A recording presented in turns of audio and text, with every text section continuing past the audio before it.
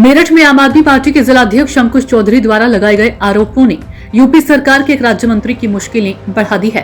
अंकुश चौधरी का आरोप है कि परतापुर क्षेत्र के दौलतपुर फखरपुर उर्फ कायस्थ गावड़ी के 47 दलित परिवारों की जमीन को राज्य मंत्री सोमेंदर तोमर ने अधिकारियों से कथित सांठ-गांठ कर फर्जी तरीके से खरीद लिया। इस गंभीर मामले को लेकर आज दिल्ली में प्रेस वार्ता का आयोजन भी किया गया, जिसमें अंकुश चौधरी के साथ राज्यसभा सांसद संजय सिंह भी मौजूद रहे। प्रेस वार्ता में अंकुश चौधरी ने बड़ा खुलासा करते हुए कहा कि आरोपों की निष्पक्ष जांच करने या मंत्री को पद से हटाने के बजाय सोमेंदर तोमर ने उन पर 5 करोड़ रुपए का मानहानि का नोटिस थमा दिया। अंकुश चौधरी ने इसे सच बोलने वालों को डराने की कोशिश करार देते हुए कहा कि आम आदमी पार्टी दलितों के हक की इस लड़ाई से पीछे हटने वाली नहीं है। इस मौके पर राज्यसभा सांसद संजय सिंह भी आक्रामक दिखे। उन्होंने सीधे तौर पर योगी सरकार पर गंभीर आरोप लगाए और कहा कि जब सत्ता में बैठे लोग कमजोरों की जमीन छीन लेंगे और सवाल उठाने वालों को नोटिस भेजेंगे तो यह कानून का नहीं ताकत का राज कहलाएगा। संजय सिंह ने मांग की है कि पूरे मामले की स्वतंत्र और निष्पक्ष जांच कराई जाए और जब तक जांच पूरी न हो तब तक संबंधित मंत्री को पद से हटाया जाए। इस प्रेस वार्ता के बाद साफ है कि मेरठ का ये विवाद अब केवल स्थानीय मुद्दा नहीं रहा, बल्कि दलित अधिकार, सत्ता की जवाबदेही और सरकार की नीयत का बड़ा राजनीतिक सवाल बन चुका है। अब निगाहें इस पर टिकी है कि योगी सरकार इस आरोपों के तूफान पर क्या रुख अपनाती है। तो हमारे बगल में जो बैठे हुए हैं अंकुश चौधरी जी, ये हमारी पार्टी के मेरठ के जिलाध्यक्ष हैं और इन्होंने उत्तर प्रदेश सरकार के ऊर्जा राज्य मंत्री श्री सोमेन तोमर जी, उनका मामला उठाया। उनके ऊपर गंभीर आरोप है, प्रमाण सहित आरोप है, तथ्यों के साथ आरोप है और आरोप ही नहीं सच्चाई है कि उन्होंने दलितों की जमीन को कब्जा किया। एक साजिश के तहत सुनियोजित ढंग से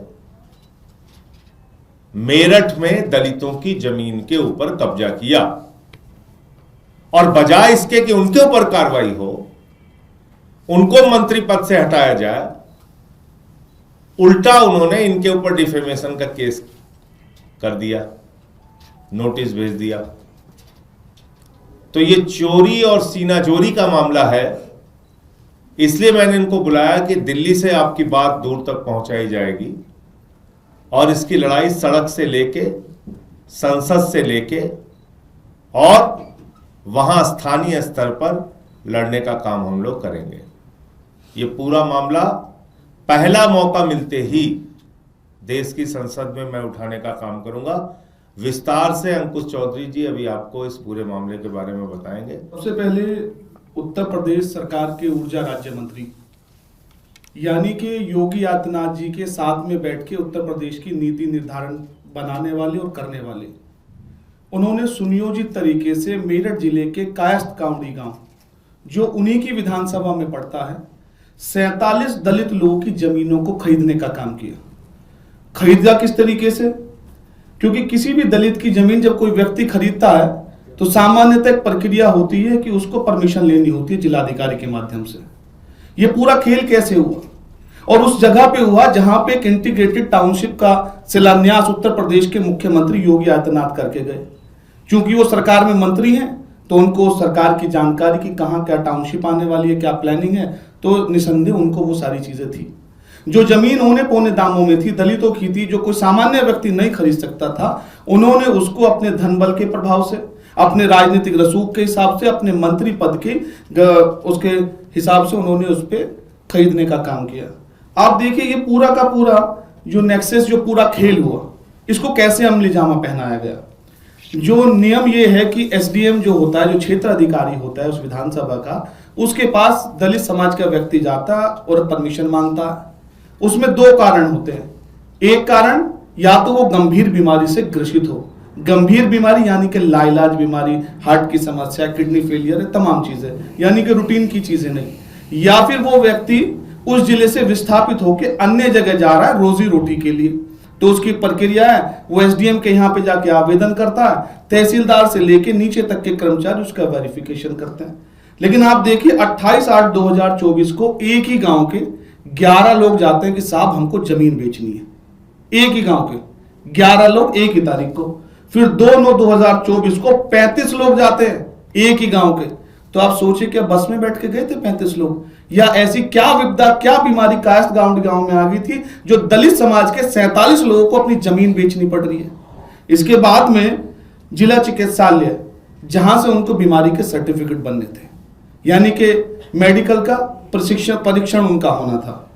7/9/24 को 15 लोग जाते हैं अपना मेडिकल कराने, 12/9/24 को 22 लोग जाते हैं। कुल 37 लोगों को गंभीर बीमारी होने का सर्टिफिकेट दे दिया जाता है और 9 लोगों को विस्थापित दिखा दिया जाता है, यानी कि ये कायस्थ गांव से जा रहे हैं। आप देखिए, सोमेंद्र तोमर उसी विधानसभा से चुन के आए, उसी का प्रतिनिधित्व करते हैं। हम मान लेते हैं कि कायस्थ गांव में वो दलित समाज के लोग बीमार थे, क्या कोई महामारी वहां पे फैली थी? जिला चिकित्सालय, जिला चिकित्सा अधिकारी ने या डीएम साहब ने या मंत्री होने के नाते उन्होंने क्या किया? उन लोगों की अगर दलित बीमार थे, उनके पास गए तो उनकी जमीन उन्होंने खरीद ली, उनसे कहा कि अपनी जमीन दे दो। ये एक मंत्री ने किया। उसने एक सरकार की तरफ से या मुख्यमंत्री की तरफ से या अपने से क्या उनकी मदद की? यहीं ये खेल खत्म नहीं होता। अंतोगत्ता एडीएमई जो होते हैं, जो जिलाधिकारी के बिहाफ पे उनको परमिशन देते हैं, वहां पे एक बड़ा खेल हुआ। 10/9/2024 को 18 लोग गए, उनको परमिशन मिल गई। 11/9/2024 को 6 लोग जाते हैं और 13/9/24 को 22 लोग जाते हैं। कुल 46 लोग ये परमिशन लेने जाते हैं। और जब ये 46 लोग परमिशन लेने, यानी कि 3 दिनों के अंदर एडीएमई मेरठ के उनको परमिशन दे देते हैं 46 लोगों को।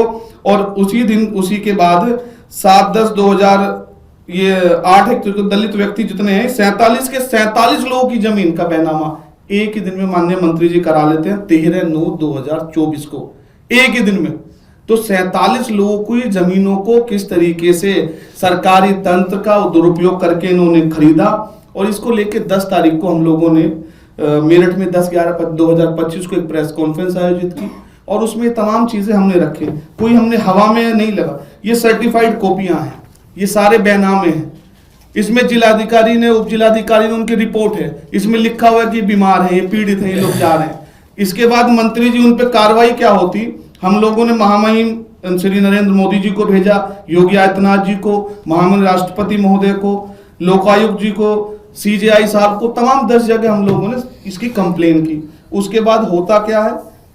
राज्य मंत्री पे कार्रवाई तो नहीं होती, 5 करोड़ का डेफेमेशन का हम लोगों को नोटिस भेज दिया जाता है कि 5 करोड़ की मानहानि हो गई।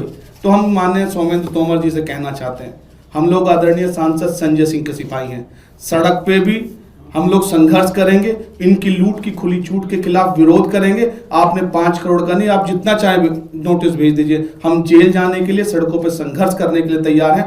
बाबा साहब डॉक्टर भीमराव अंबेडकर जी ने संविधान में जो ताकत दी है, गरीबों का, मजलूमों का हम शोषण नहीं होने देंगे। तो आपने देखा इसमें 2-3 बड़ी इंटरेस्टिंग बात है कि एक तो गंभीर बीमारी का प्रमाण पत्र जिला चिकित्सा अधिकारी ने जारी किया है। दूसरा, एक ही गांव के बीमार 47 लोग जो दलित समाज से आते हैं, वो अलग अलग लोगों के पास जमीन बेचने के लिए जा सकते थे।